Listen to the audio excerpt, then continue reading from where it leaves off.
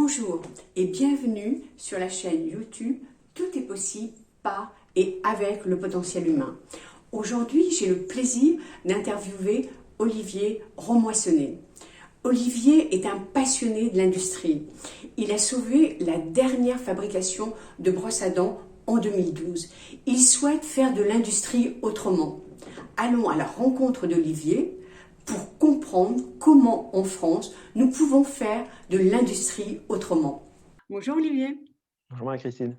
Olivier, je suis ravie de vous recevoir sur la chaîne Tout est possible par et avec le potentiel humain, car toute l'œuvre que vous êtes en train de construire montre bien, le démontre, toute l'énergie du potentiel humain pour réussir à transformer et à réinventer l'entreprise.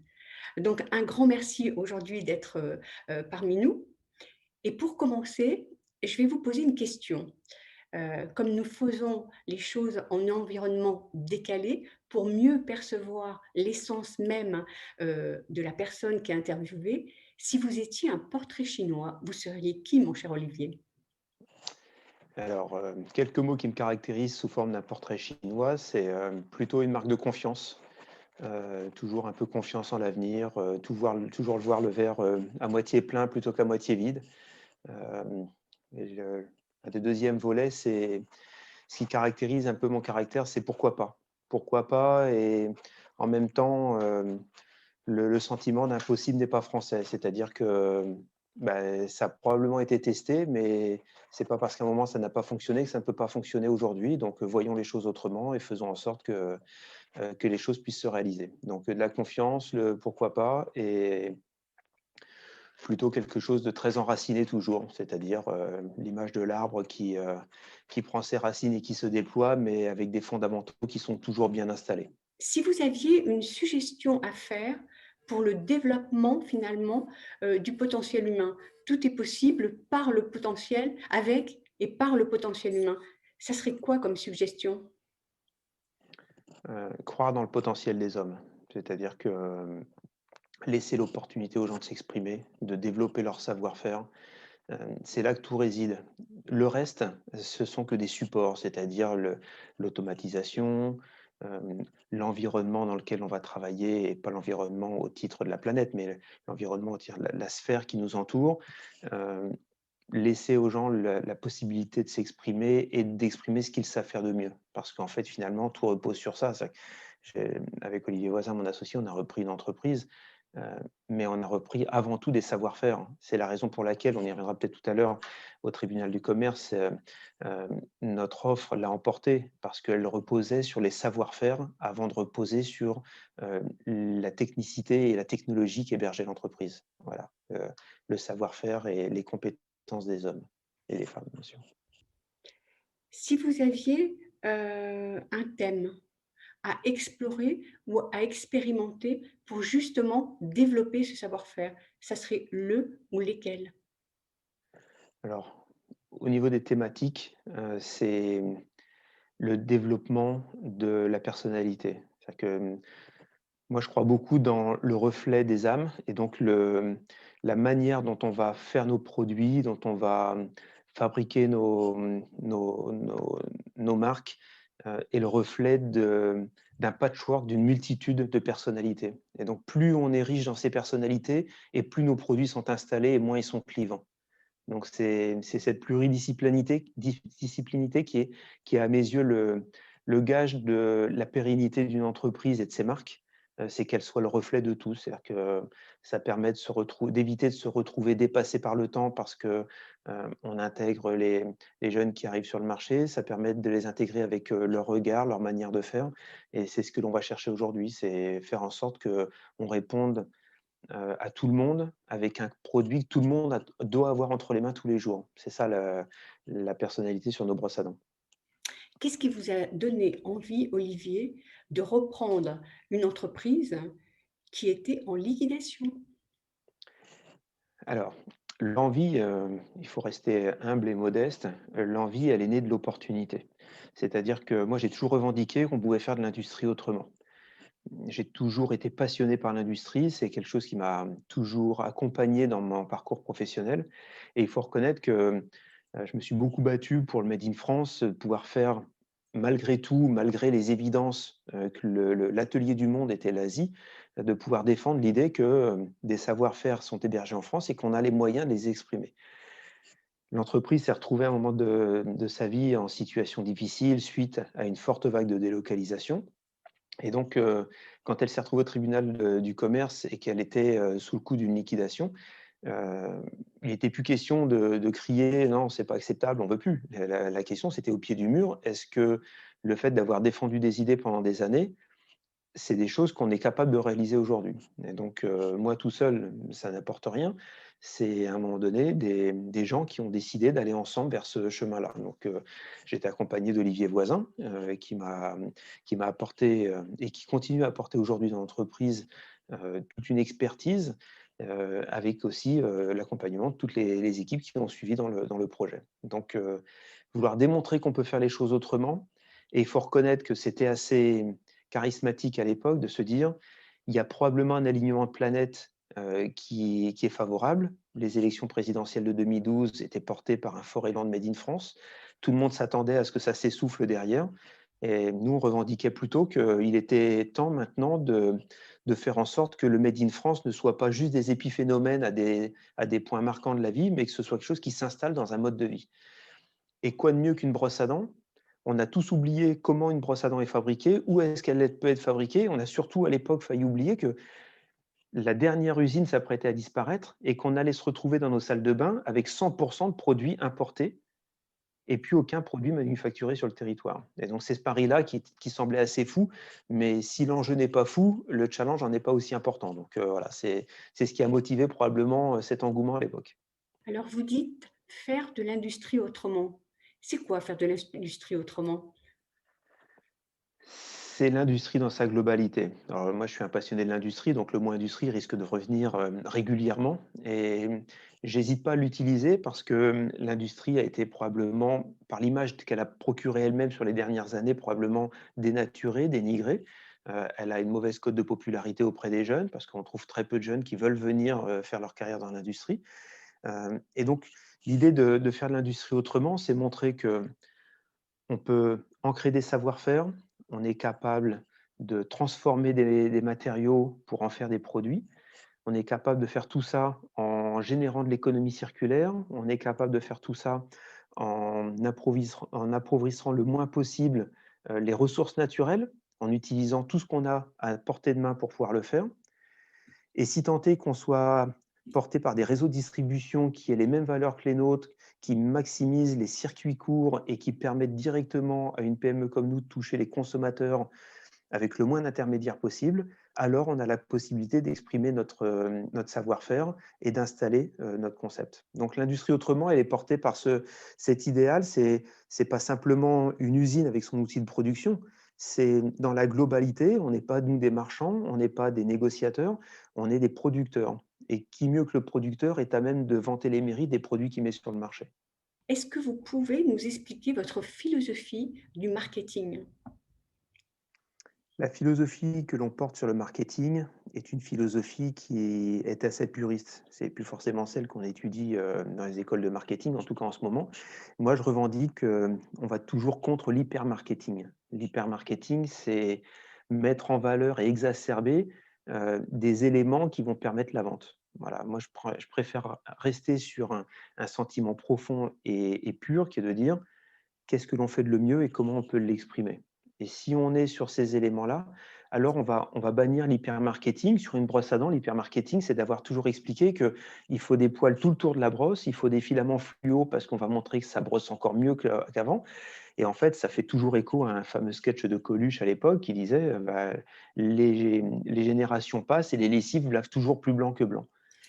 Et on est arrivé au bout de ça et nous, l'idée, c'est que une brosse à dents doit être efficace et apporter le soin qu'elle promet, c'est-à-dire apporter une bonne efficacité. Et ça passe pas par des poils fluo, des poils tout autour de la brosse, ça passe par une petite tête qui va pouvoir aller brosser dans tous les coins de la bouche, toutes les cavités bucco-dentaires, de manière à être efficace, d'être agile, avec des bonnes qualités de filaments et des bons matériaux. Et voilà. Quand on a répondu déjà à cette première fonctionnalité, on a fait l'essence même du marketing, c'est-à-dire apporter la promesse de ce que le produit va vous apporter.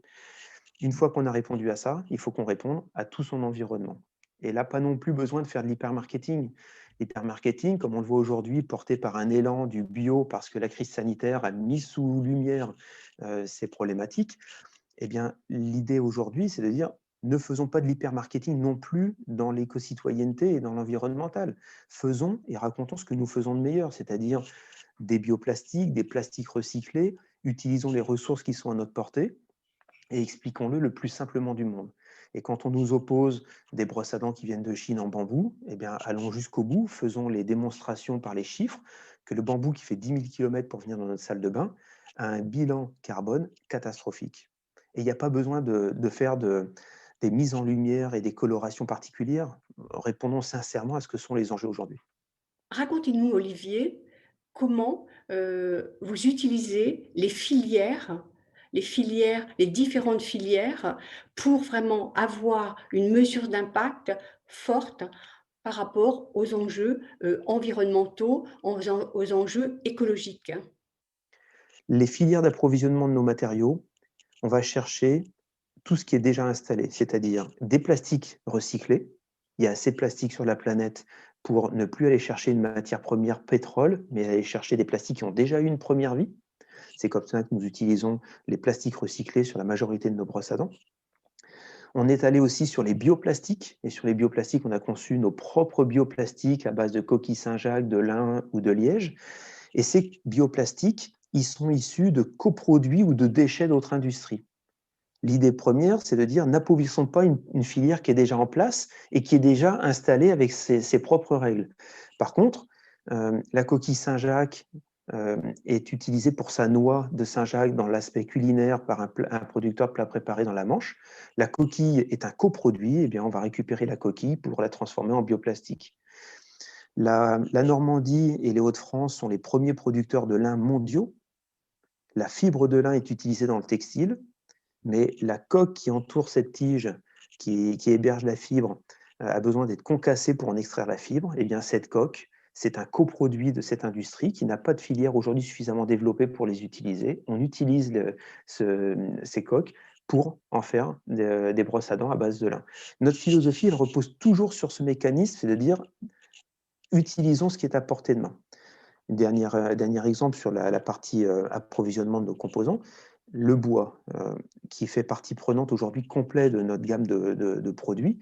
Le bois, on utilise du bois de forêt éco-gérée en France. Encore une fois, pas la peine d'aller chercher des forêts de l'autre côté de la planète. On a tout ce qu'il faut pour pouvoir travailler en circuit court. Et donc, ces forêts éco-gérées, elles sont installées avec une filière essentiellement sur l'ameublement. Et donc, notre idée, c'est de se dire qu'est-ce que l'ameublement on n'utilise pas dans ces filières? Eh bien, en fait, il y a des billes de bois qui sont déclassées en scierie parce qu'elles ne correspondent pas au cahier des charges de l'ameublement. Et ces billes de bois, eh bien, on va les récupérer dans cette filière pour leur donner une autre source d'utilisation. Et c'est donc des manches de brosse à dents. Parce qu'en fait, sur nos brosses à dents, que le bois soit un peu plus noueux, un peu plus clair, un peu plus foncé, un peu plus veineux, eh bien, en fait, ça nous importe peu. Ça apporte simplement un trait de caractère supplémentaire à nos brosses à dents et ça apporte une solution à une filière qui n'avait pas, sur ce principe-là, trouvé une solution pour ces bois qui étaient déclassés en scierie. Donc, on récupère ce bois et on en fait nos manches de brosse à dents. Partout où on le peut, les approvisionnements, on les gère comme ça. Ensuite, l'outil de production. L'outil de production, ce doit être le plus vertueux possible. Le côté Made in France nous garantit déjà qu'on va aller chercher une énergie verte. On travaille qu'avec des parcs éoliens et hydrauliens gérés en France. On recycle la chaleur de nos moteurs pour l'hiver contribuer au chauffage de l'atelier. Donc l'outil de production le plus éco-citoyen. On a 4000 m² d'usine. Les 4000 m² d'usine, on a travaillé il y a presque 9 ans, 8 ans maintenant, à les faire convertir en éclairage LED de manière à avoir le moins de consommation d'énergie et le moins de problèmes de recyclage de toutes les lampes. Donc l'outil de production, on travaille encore au quotidien pour l'améliorer, mais à chaque fois qu'on le peut, on a basculé ce curseur sur l'éco-citoyenneté. Ensuite, on a sélectionné nos réseaux de distribution plus vertueux, plus de proximité, les magasins bio souvent, un peu plus de 1600 points de vente aujourd'hui, parce que ce sont des surfaces d'expression pour les PME qui nous permettent de montrer nos différences et de ne pas être dans l'hypermarketing, j'en parlais tout à l'heure, mais de revendiquer les bien fondés de tout ce que l'on raconte. mais on est aussi sur les circuits très très courts, et on est leader en France sur la vente de brosses à dents en abonnement. Et si l'idée, c'est de se dire, quand votre brosse à dents vous convient, eh bien, il suffit de souscrire un abonnement tous les 1, 2 ou 3 mois. Votre brosse à dents arrivera dans votre boîte aux lettres. Quand elle est dans la boîte aux lettres, c'est qu'il est temps de remplacer celle dans le gobelet. Et donc là, on apporte du service et on apporte du complément qui n'est pas de l'hypermarketing, qui est simplement une manière de faciliter le quotidien parce qu'on a un impact direct. Souvent, on pose la question, depuis quand votre brosse à dents est dans votre gobelet?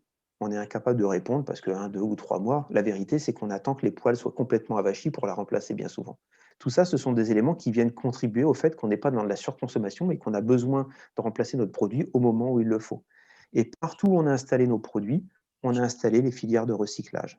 Qui mieux que le producteur est à même de recycler les produits qu'il a mis sur le marché? Si on n'est pas capable aujourd'hui de répondre à cette question-là et qu'on continue de confier aux autres le soin de recycler tout ce qu'on a mis sur le marché, alors ça aura ses limites. Une brosse à dents, c'est un produit multicomposant. Il y a des filaments, il y a une petite agrafe qui maintient les filaments dans la tête, il y a un manche qui peut être en bois, en plastique recyclé, en bioplastique. Et donc, si on confie toujours aux autres le soin de faire le ménage, eh bien, en fait, il n'y aura jamais un soin qui sera apporté autant que si c'était le producteur lui-même qui avait géré son recyclage. Donc, on met des boucles de recyclage dans les magasins bio, sur la vente en ligne, qui permettent de ramener à l'usine les brosses à dents qui ont été utilisées par nos clients. C'est vrai pour les brosses à dents bioseptiles, mais on a ouvert le panel à la totalité des brosses à dents, c'est-à-dire que dans les magasins bio comme la vente en ligne, il nous arrive régulièrement de voir arriver les brosses à dents des concurrents. Moi, je dirais, peu importe, le plus important, c'est que c'est toujours une brosse à dents de moins qui se retrouve dans la nature. Et nous, on va faire le tri et on va trouver une filière de recyclage pour chacun des produits qui nous rentrent, de manière à leur donner une nouvelle vie. Le plus important, c'est ça. Et donc, une PME est capable de faire ça si elle est agile, si elle est à l'écoute de ses consommateurs. Elle est d'autant plus à l'écoute si elle a des circuits courts qui lui permettent d'avoir des remontées de terrain qui sont les plus honnêtes et les plus représentatives de ce que sont les attentes aujourd'hui. On ne passe pas par des panels consommateurs, on ne passe pas par des études de marché, on passe simplement par l'écoute de notre communauté et de ce que nos clients nous demandent. Et c'est comme ça qu'on travaille et qu'on s'améliore. On s'améliore parce que nos clients demandent autre chose, on s'améliore parce qu'on a envie de montrer qu'on est capable de faire autre chose et de faire partie des premiers. Voilà, si dans ce monde, on est capable aujourd'hui de dire on veut marquer l'histoire et on veut montrer qu'une alternative est possible, alors à nous de prendre le train en marche et de faire en sorte que c'est possible. Donc là, ce que l'on voit, c'est la responsabilité du producteur par rapport à ce qu'il produit, parce qu'il Oui, y a du recyclage derrière. Donc il y a vraiment cette notion, d'éco-responsabilité. moi je marque beaucoup ce temps fort, c'est de dire on a trop confié aux autres le soin de faire le ménage devant sa porte. Et ça a été un moment, et on a toujours pensé qu'on pouvait continuer à produire, il y aurait bien quelqu'un pour nettoyer. Sauf qu'au final, on se rend compte que c'est pas le cas. La réalité n'est pas celle-ci. Les océans, le crient au quotidien, les plages, se déversent de tous ces produits, les déchetteries, débordent de partout. On peut travailler sur l'éco-conception pour émettre moins de produits, mais on est dans une société de consommation où on a besoin de toute façon de produits. Une brosse à dents, on ne va pas s'arrêter de se brosser les dents demain matin. Eh bien, à notre charge de faire en sorte que tous les produits qu'on met sur le marché, on puisse les ramener à l'usine et nous, on saura les recycler correctement et les revaloriser au mieux. On ne va pas être sur des taux à 40 ou 50% de revalorisation et se dire, ça y est, c'est merveilleux. Nous, quand on nous renvoie les produits, 100% des produits sont recyclés et revalorisés. 100%. Olivier, comment, dans ces phases d'expansion de technologie, on développe le potentiel humain en gardant la tradition finalement de l'usage de la brosse à dents et finalement l'exploitation technologique? Comment on relie ces 2 éléments de l'ancien et du nouveau? Pareil, c'est très modeste, c'est quelque chose d'assez complexe. On essaye de le faire du mieux qu'on peut. Déjà, en interne, on fait en sorte de gérer le compagnonnage avec l'accompagnement des anciens qui apportent le savoir-faire aux plus jeunes qui arrivent. On accompagne ça avec les nouvelles technologies également, en investissant régulièrement de manière à ce que euh, ce savoir-faire ancestral, et on a plus de 175 ans d'ancienneté dans l'entreprise et de savoir-faire, donc il faut héberger ce savoir-faire et il faut en même temps accueillir les nouvelles technologies. Donc on investit régulièrement dans les nouvelles technologies qui vont nous permettre de faire la passerelle entre un savoir-faire ancestral et des technologies modernes. Ça, c'est un point important. Et puis, mon rôle, c'est aussi de montrer que c'est possible. C'est possible de faire autrement. Et donc, en faisant autrement, c'est montrer à l'industrie une autre image d'elle-même pour susciter des vocations et que des talents aient envie de rejoindre l'entreprise. On rejoint l'entreprise que si on donne envie et on montre que des carrières sont possibles. Moi, j'ai toujours un peu en tête, quand j'étais dans ma formation Bac+2 sur Beauvais, il y avait une centaine de demandes pour 20 places. Et on se rend compte qu'aujourd'hui, quand on arrive à remplir une classe avec 20 élèves, c'est déjà le grand maximum parce qu'il n'y a pas eu beaucoup plus de candidatures. Et ça, c'est lié à ce que l'industrie a montré d'elle-même. C'est-à-dire qu'elle a découragé des talents et les talents vont s'exprimer autre part.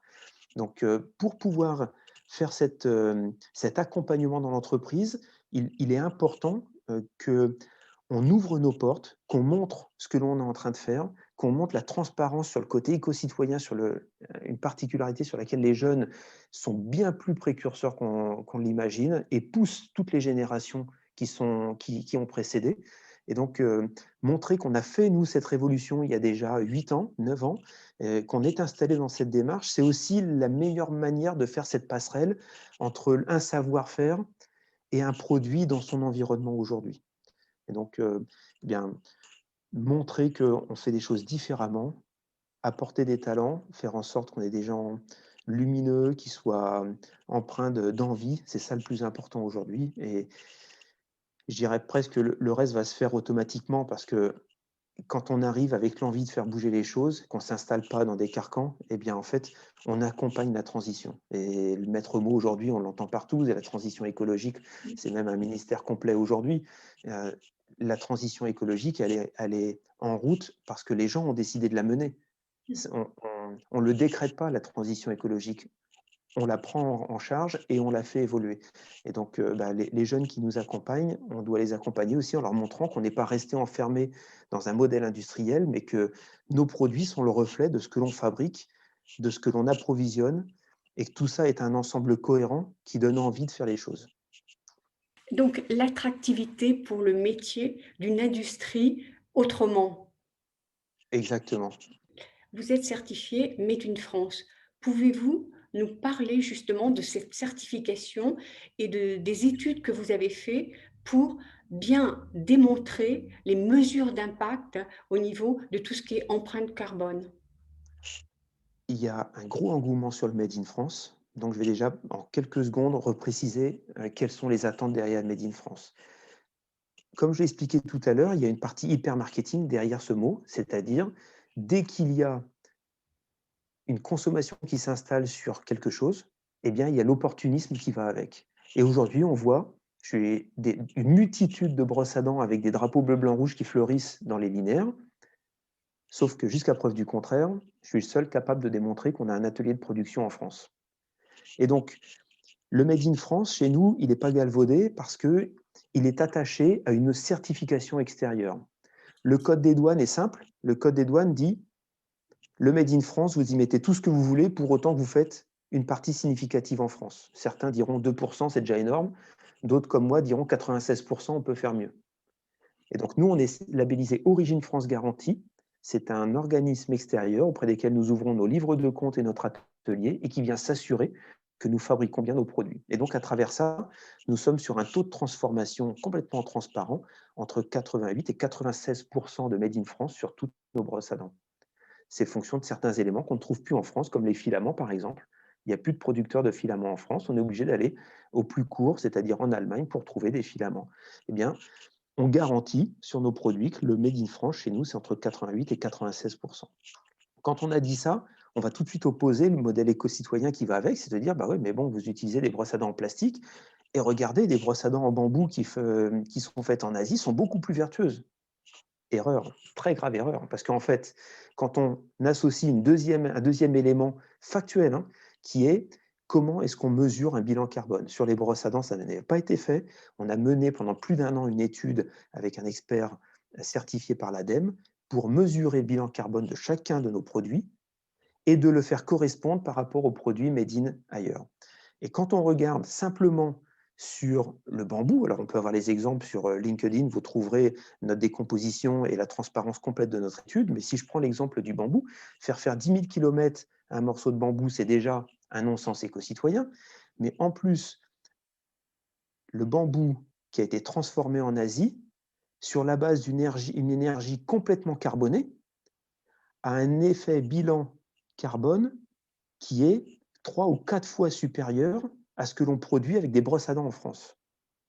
C'est-à-dire qu'au motif de se dire: «C'est sympa d'avoir une brosse à dents en bambou parce que c'est fun en ce moment de le dire dans sa salle de bain», on se retrouve avec un bilan carbone qui est 4 fois supérieur à une brosse à dents made in France. Donc nous, notre démarche, c'est de se dire: «C'est la transparence». La transparence, ça passe par un modèle éco-citoyen, circuit court, on fait attention à ce qu'on approvisionne, comment on le transforme et comment on le distribue.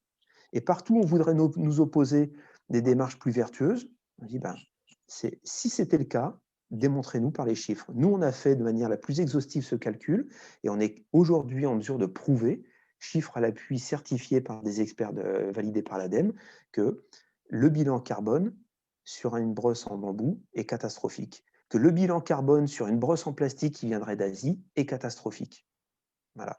Et ça, c'est pas une auto-certification, c'est on ouvre nos portes, la transparence passe par là, on ouvre nos portes aux experts qui vont nous accompagner pour mesurer et déterminer notre impact. Et l'impact, on le fait sur l'approvisionnement, sur la production, sur la distribution et sur le recyclage. Parce que la fin de vie du produit, j'en parlais tout à l'heure, est un élément important. On ne peut plus considérer juste qu'on a fait attention en produisant et qu'on a bien l'énergie verte quand on fabrique nos produits. Mais l'impact de la fin de vie du produit, c'est-à-dire le cycle de vie, est un élément tout aussi important qui doit plus être galvaudé. Alors ça, c'est l'illusion que donne le marketing en essayant de répondre à une demande des citoyens et donc en faisant un marketing d'illusion. C'est un marketing d'illusion, c'est de l'hyper-marketing et c'est du marketing d'opportunité. C'est une fausse idée. Et là, on a tous une responsabilité sociétale derrière ça. Parce que en laissant faire ça, et là, moi, j'interpelle le politique sur le sujet, il y a une responsabilité sociétale, c'est laisser faire ça et laisser galvauder aussi bien le Made in France que le côté citoyen, juste parce qu'il y a une opportunité de business, eh bien, en fait, c'est continuer à tous les jours mettre des coups de serpe à notre planète et ignorer les cris qui s'en sortent. C'est-à-dire, voilà, on sait que ça va pas bien, mais pourvu qu'on fasse du business, on verra demain. Non, c'est plus possible aujourd'hui. Alors Olivier, quel est le prochain défi de la brasserie française? Oh, on en a beaucoup, beaucoup des défis. On a engagé une marque qui s'appelle 1845, qui fait écho à notre date de création, pour embrayer avec les brosses à cheveux. Et donc, derrière les brosses à dents, engager les brosses à cheveux sur la même démarche qui est de dire on relocalise, on fait des produits made in France en circuit court avec les valeurs qui sont déjà hébergées sur Bioseptile. Donc ça, c'est un premier challenge de faire étoffer notre offre sur la partie brosserie. Il ne faut pas oublier qu'au départ, nous sommes des brossiers. Et donc, même si on a une grosse quote-part de notre activité en brosse à dents, eh bien, aller chercher les brosses à cheveux et montrer qu'une alternative est possible aussi sur les brosses à cheveux, c'est un élément est un challenge important. Et puis, ma notre démarche suivante, ce sera, d'améliorer, le bilan énergétique de notre habitat, c'est-à-dire, l'usine en elle-même, de manière à ce qu'on engage à nouveau une démarche d'amélioration. C'est-à-dire qu'on l'a fait sur nos produits, on l'a fait sur nos flux, on l'a fait sur, notre réseau de distribution, on l'a fait sur la fin de vie des produits. On va l'accompagner sur, l'usine en elle-même. On va l'accompagner sur des investissements dans l'entreprise, toujours pour accompagner la croissance que nous avons sur nos réseaux de distribution. Faire en sorte que notre marketing soit toujours puriste et qu'on soit le reflet de ce que l'on fait de mieux, de faire la transition et le lien avec l'atelier, là où sont hébergés les savoir-faire, là où se vit, où se respire le produit. Voilà. Notre enjeu, c'est celui-ci parce que on pourrait croire que on a fait le plus grand des pas. On a effectivement repris une entreprise, on l'a remis sur les rails de la profitabilité. C'est un point dont on n'a pas parlé, mais il a son importance parce qu'une entreprise n'est pérenne si elle est sur un modèle économique qui est viable. Euh, et une fois qu'on a dit ça, il ne faut pas se perdre dans ces méandres et rester fidèle à ce que l'on a toujours revendiqué depuis 9 ans, c'est-à-dire on a tout à perdre, c'est l'univers dans lequel on travaille, c'est nos savoir-faire. Donc à nous de faire en sorte de les entretenir et de faire en sorte qu'ils entretiennent la planète sur laquelle on est. Un très, très grand merci pour ce très beau témoignage qui montre que on peut réinventer aussi l'industrie sur un produit de consommation courante. Merci beaucoup. Que nous a dit Olivier? Olivier nous a expliqué comment créer de la valeur d'usage sur un produit de grande consommation. De la valeur d'usage pour prendre soin de la personne, donc de la santé de la personne, et prendre soin de la planète. C'est une vision écosystémique qui intègre les parties prenantes afin de créer une chaîne de valeur qui réponde aux enjeux économiques, sociétaux, environnementaux. Si cette interview vous a plu, n'hésitez pas à le liker, à le partager. Je vous dis à bientôt sur la chaîne YouTube. Tout est possible par et avec le potentiel humain pour voir d'autres chefs d'entreprise inspirants.